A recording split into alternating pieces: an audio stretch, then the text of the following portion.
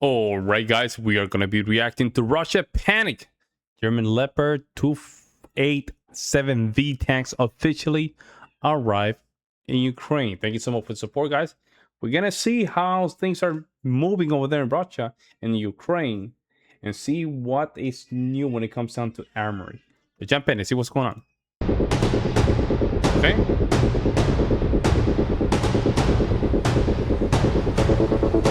That's like 40 miles per hour. So fast. 40, 45. Be 20, right? Russia is reportedly in a panic after dozens of the latest German-made Leopard 2A7V tanks officially arrived in Ukraine.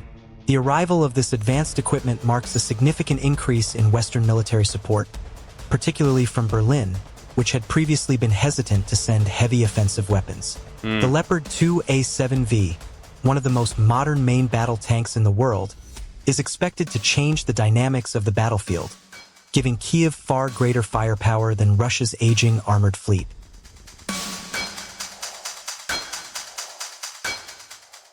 This shipment includes not only Leopard tanks, but also large-caliber self-propelled howitzers and state-of-the-art military trucks, bolstering Ukraine's logistics system.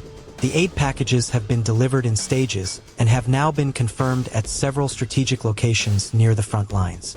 The presence of the Leopard 2A7V, with its superior armor protection, latest generation digital fire control system, and 120mm L/55 main gun, is believed to be a significant advantage for Kyiv's forces facing fierce resistance from Russian armored units.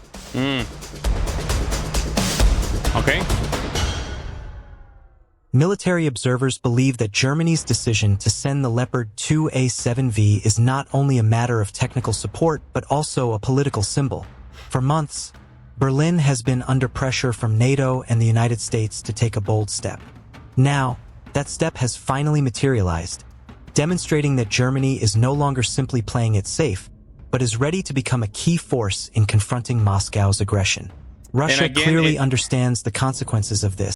Again, this comes into fruition when the United States said that they will probably pull back a little bit and not support the war too much. And this is when Germany said, you know what, we're going to step up to the plate. We're going to just fund the war. We're going to just fund the armament. We're going to fund technology to make sure Ukraine can just advance onto securing their sovereignty. As every additional force on the Ukrainian side means a longer path for the Kremlin to achieve its goals. That's very nice. You can smell the diesel.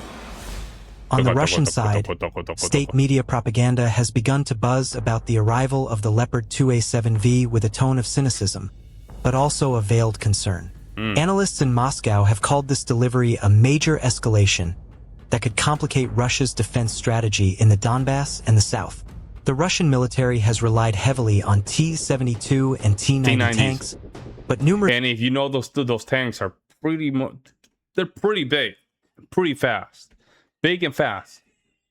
Reports on the ground indicate significant losses due to precision missile and drone attacks launched by Ukraine. With the arrival of the Leopard 2A7V, the disparity in quality between the two sides becomes even more stark.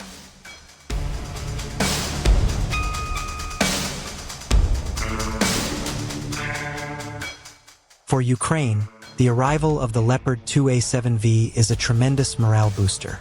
Soldiers on the front lines see Western technology finally being delivered in its most tangible form, what the hell not was just that? Mere promises. This tank is known for its durability in both urban and open-air combat, boasting high mobility that allows it to handle a variety of scenarios. Combined with self-propelled howitzers, Kyiv can conduct more planned offensive operations, striking Russian weak points while simultaneously strengthening defenses against counterattacks. I mean, the thing is that currently Ukraine already has Leopards. That's not the problem. The problem is whether or not here's how I see this. How much Leopards can Germany sustain for them to send back to Ukraine? Because this is a new Leopard, but how many of these new Leopards that is costing a lot of money can Germany sustain for the next, let's say, it seems like in the next 3 years? Like, there's a lot of money.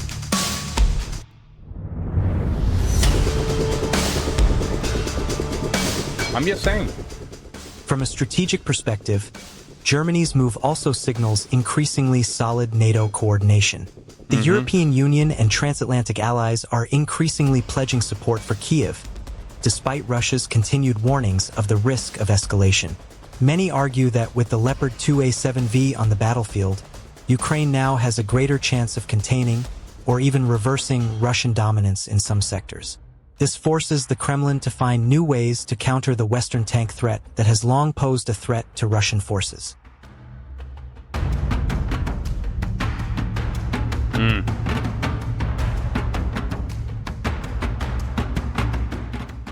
However, challenges remain.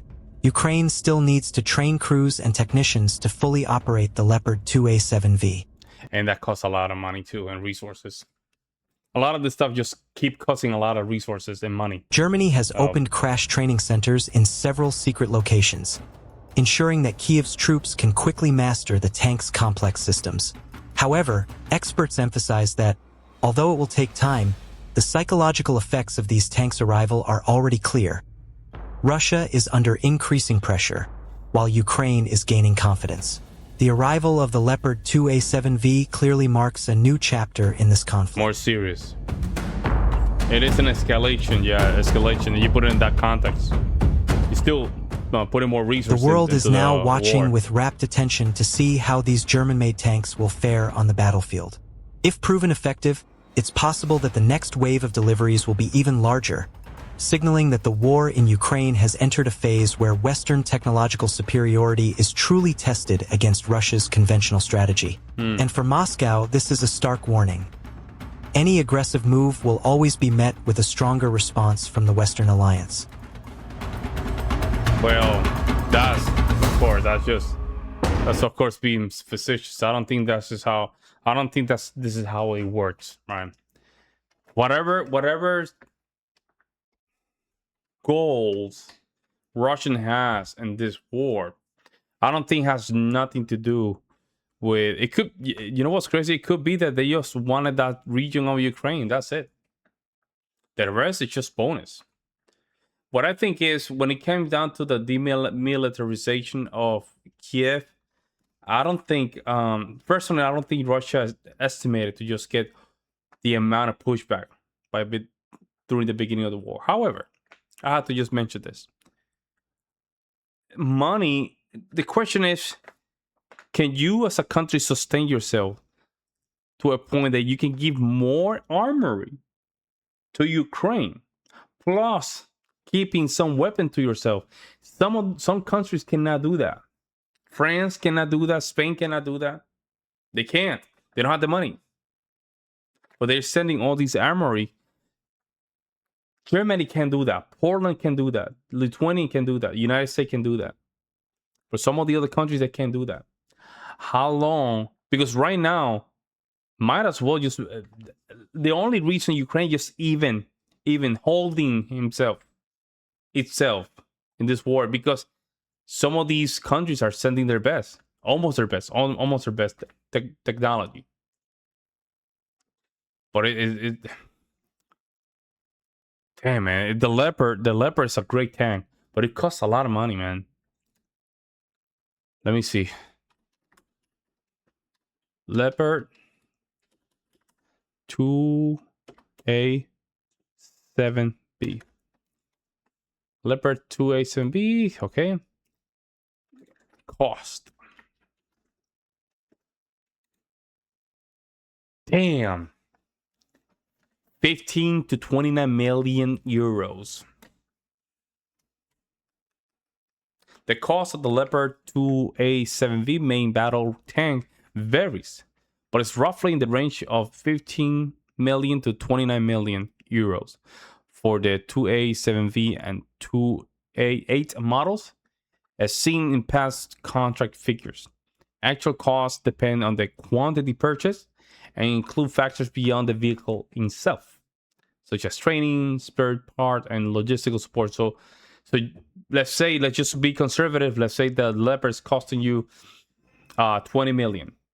So you have to add now the training. So that Leopard is costing you between almost 30 million per per tank. Oof. Damn, wow. Well, let me know what you guys see in the comment section below, guys. Like always, I would love to hear you guys' opinions. I will see you next one.